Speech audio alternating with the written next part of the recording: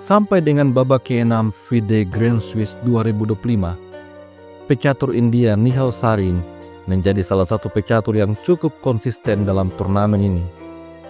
Tercatat, Sarin telah memperoleh 4,5 poin dari 6 game yang dimainkan, dan Sarin memainkan sebuah game yang begitu menarik ketika melawan Simon Gumulars pada babak ke-6. Permainan pada awalnya dimulai dengan D4, lalu Sarin menjawab D5. Setelah C4 gambit menteri, Nihal Sarin memainkan langkah kejutan. Pion makan pion, gambit menteri diterima. Sebuah temukan yang cukup jarang ditemukan. Pada posisi ini, Simon Gumulars kemudian mengembangkan kuda F3. Dijawab dengan kuda F6, lalu E3.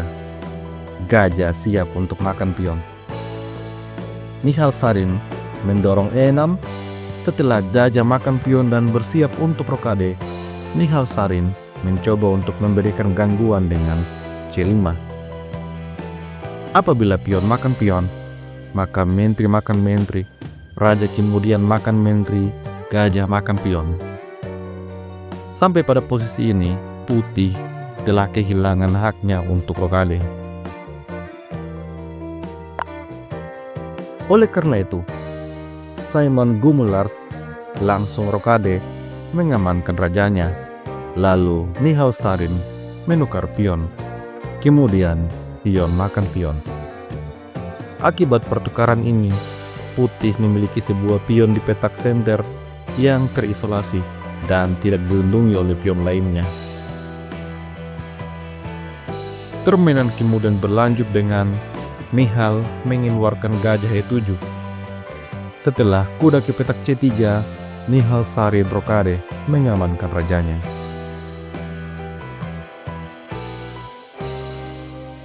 Permainan kemudian berlanjut dengan Simon Gumulars mengaktifkan bentengnya ke petak E1. Lalu Sarin mendorong A6, persiapan dorongan pion B5. Setelah gajah F4, B5. Gajah kemudian mundur, lalu gajah fianchetto. Dari posisi ini, Simon Gumulars kemudian mengaktifkan bentengnya ke petak C1. Lalu gajah B4 memberikan bining pada kuda. Di posisi ini, Simon Gumulars memberikan bining balasan, tetapi selanjutnya kuda B dikembangkan ke petak G7 untuk menjaga kawannya. Lalu Gumulars menyerang gajah. Gajah makan kuda, benteng makan gajah.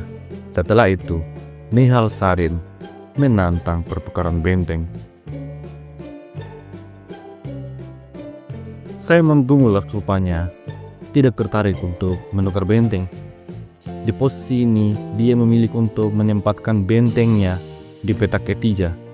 Selanjutnya Sarin menempatkan menteri di petak C7. Di langkah selanjutnya, Simon Gumulars menantang pertukaran kuda, dan Nihal Sarin menerima. Setelah pion makan kuda, kuda yang lain terancam.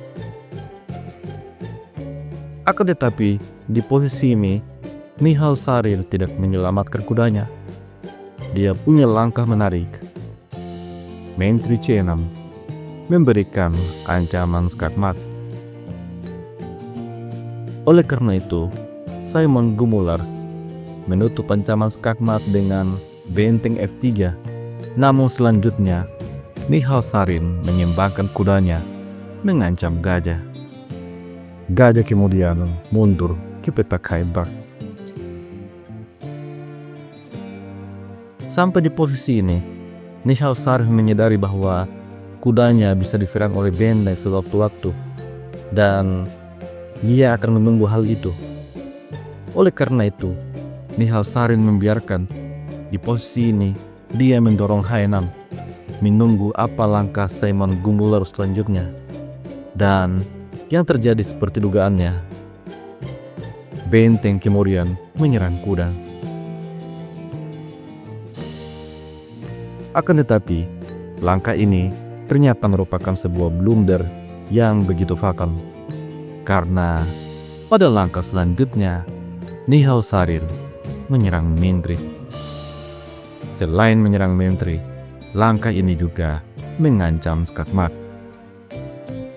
Sepertinya Simon Gumulars mulai merasakan tekanan luar biasa di posisi ini.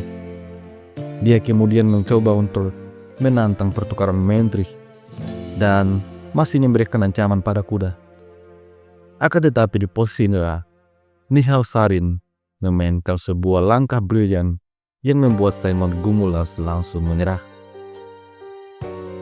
Silakan pause sejenak dan temukan langkah terbaik yang dimainkan oleh Nihal Sarin.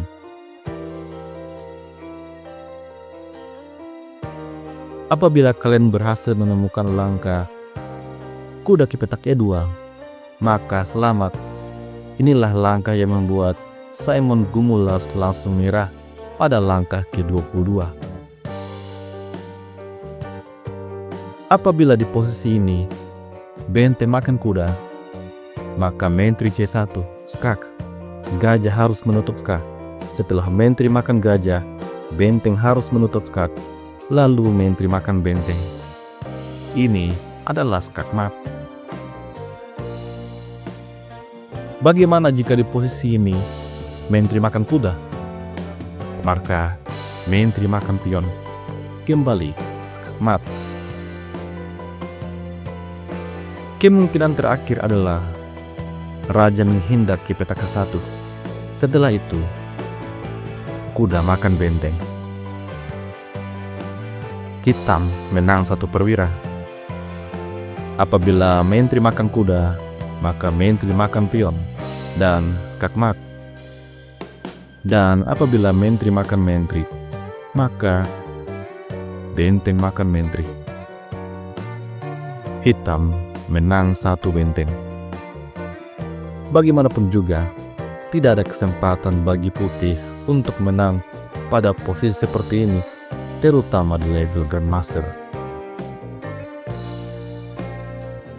Dengan hasil ini maka Nihal Sarin berpotensi untuk maju dalam turnamen kandidat dan bisa menantang Gukes apabila dia terus konsisten memainkan permainan yang luar biasa. Sampai jumpa lagi pada video selanjutnya. Jangan lupa tekan subscribe apabila kalian tidak ingin ketinggalan video-video terbaru. Sampai jumpa lagi. Dan salam Gens Unasumus.